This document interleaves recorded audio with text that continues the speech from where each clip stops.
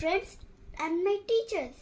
My name is Aayan Samek and I am here to speak about Independence Day. Independence Day is the most important day in the history of India. Independence Day is celebrated in 15th of August every year. We got freedom from the British rule. It is the national festival of India.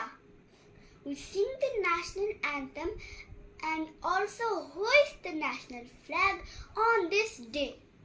People also participate in parades, cultural programs and speeches to commemorate the occasion.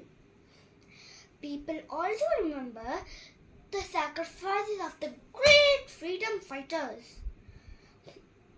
I love my country and I am proud to be an Indian.